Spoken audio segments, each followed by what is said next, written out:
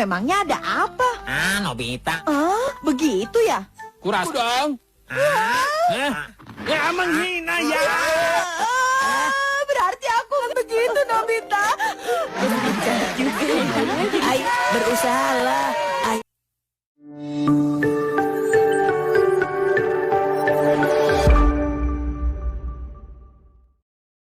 Hai semuanya, kembali lagi bersama Hirka Harika. Kali ini, Mimin bakal bawain alur cerita dari Doraemon yang berjudul Bermain Sandiwara. Dan gak usah berlama-lama lagi, yuk langsung saja kita pergi ke pembahasannya.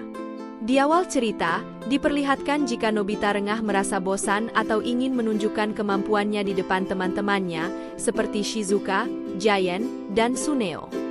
Kadang-kadang, ia merasa iri dengan keahlian teman-temannya, misalnya Giant yang pandai menyanyi atau Suneo yang berbakat membuat cerita. Nobita juga sering diledek oleh teman-temannya, karena ia sama sekali tidak memiliki sebuah bakat. Nobita yang kesal kemudian pulang ke rumah dengan perasaan sedih dan murung. Sesampai di rumah, Nobita bercerita kepada Doraemon terkait kesedihannya. Setelah itu, Doraemon mengeluarkan alat ajaib dari kantongnya untuk membantu Nobita. Dalam konteks sandiwara, Doraemon mungkin memberikan alat yang memungkinkan mereka membuat panggung, kostum, atau bahkan menjalankan cerita yang realistis. Nobita pun sangat bahagia melihat hal itu. Nobita meminta izin kepada Doraemon untuk membawa alat tersebut. Setelah itu, Nobita dan teman-temannya menggunakan alat Doraemon untuk mempersiapkan sandiwara. Mereka mungkin berdebat tentang peran masing-masing, dengan Giant memaksa menjadi tokoh utama.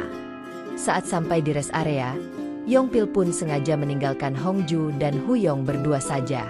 Setelah itu, Hongju mengatakan kepada Huyong, jika ia berpura-pura tidak terjadi sesuatu di antara mereka. Huyong menegaskan, jika ia tidak ingin hal itu. Huyong bahagia saat Hongju terlihat canggung saat bersamanya. Hal itu menjadi tanda jika Hongju terus memikirkan Huyong. Mendengar hal itu, Hongju pun menjadi semakin salah tingkah. Setelah itu, Hongju mengatakan kepada Yongpil, jika ia yang akan mengemudikan mobil. Yongpil yang sudah lelah pun menyetujuinya. Namun, Huyong mencegahnya, karena saat itu, Hongju tengah cedera kaki. Kemudian, ia hendak duduk di kursi belakang. Namun, ia keduluan paman Huyong dan menyuruh Hongju untuk duduk di depan bersama Huyong. Akhirnya, Hongju pun mau tidak mau duduk di kursi depan bersama Huyong.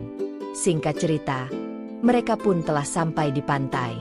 Kemudian, mereka pergi ke villa terlebih dahulu. Hongju pun sangat menyukai villa tersebut yang menghadap pantai. Di sini, Yongpil dan paman Huyong pun pergi untuk memancing. Sedangkan Huyong, ia tengah berada di villa bersama dengan Hongju. Awalnya, Hongju menyuruh Huyong untuk pergi menyusul kedua rekan mereka. Namun, Huyong menolak, dan dengan sengaja memegang tangan Hongju serta mengatakan, jika ia ingin bersama Hongju menyiapkan makanan. Hongju pun semakin salting saat dipegang tangannya oleh Huyong, dan mengalihkan pembicaraan kemudian pergi begitu saja. Setelah itu, Hongju pun menghubungi Heji, dan meminta Heji segera datang. Heji justru meminta Hongju untuk belajar berinteraksi lebih intens kepada Huyong. Hongju pun menolak dan mengatakan jika ia membenci Huyong. Namun Heji justru meledek Hongju, jika di balik bencinya Hongju, terdapat rasa sayang. Setelah itu, Hongju dan Huyong pun menyusul Yongpil dan paman. Di sana, Yongpil mengajak Huyong untuk mancing bersama.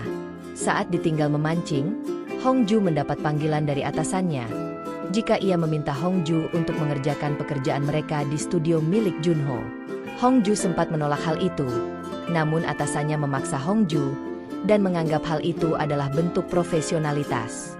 Saat memancing, Huyong kembali mengecek keberadaan Hongju. Namun, ia tidak menemukannya. Yongpil pun melihat, jika Hongju pergi mendekati laut. Yongpil panik, karena saat itu, air laut hendak pasang. Di sini, Huyong pun langsung lari ke tempat Hongju. Saat itu, Hongju hendak mengambil tripang yang berada di sela-sela batu. Namun, ia pun hampir terjatuh. Untungnya, Huyong datang dan menyelamatkannya. Di sini, Hongju meminta Huyong untuk mengambil tripang. Awalnya, Huyong menolak karena ia merasa jijik dengan hewan itu.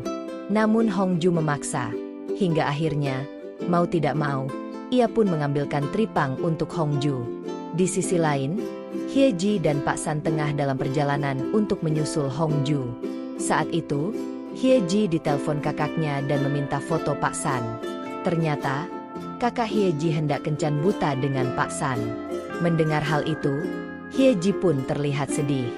Ia berusaha tegar dan mengatakan jika ia akan memberi foto Pak San kepada kakaknya. Setelah selesai telepon, Pak San hendak menjelaskan sesuatu kepada Hyeji. Namun Hyeji sudah kecewa dan menyetel musik dengan sangat keras. Sedangkan di sisi lain, Hongju dan Huyong tengah asik mencari kerang dan hewan-hewan laut lainnya. Di sini terlihat jika mereka berdua sangat bahagia. Setelah itu, Hongju dan Huyon pun pulang ke villa.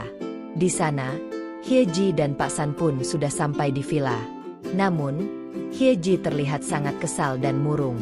Saat Yongpil meminta bantuan Hyeji untuk mengiris bawang, Hyeji justru memukul bawang itu dengan sangat keras.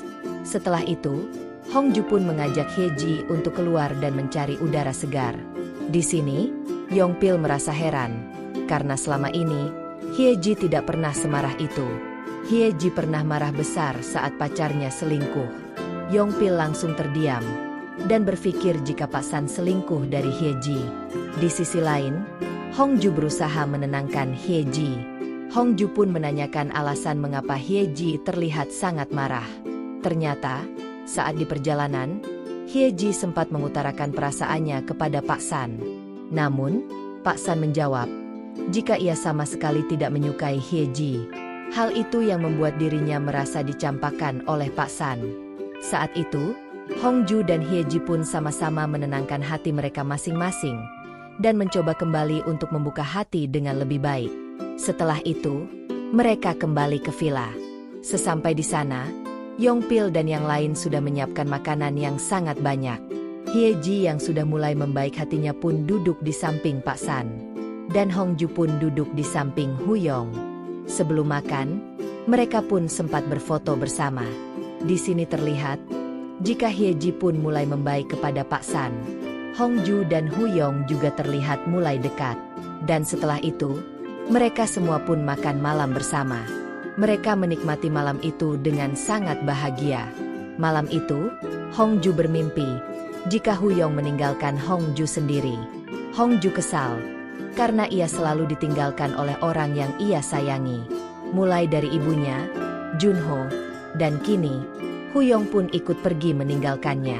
Hongju pun sedih saat terbangun dari tidurnya. Karena ia tahu, jika Huyong tengah ditunggu oleh ibunya untuk kembali ke Amerika.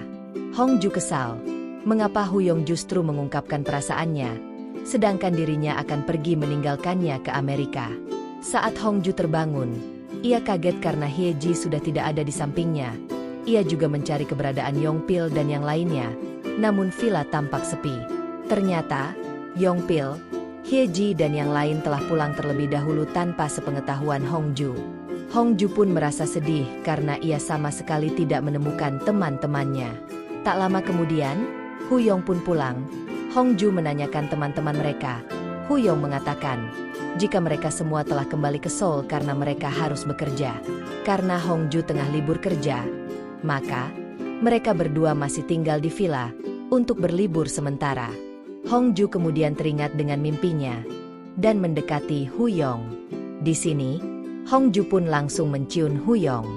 Hingga akhirnya, mereka berdua pun larut dalam cinta.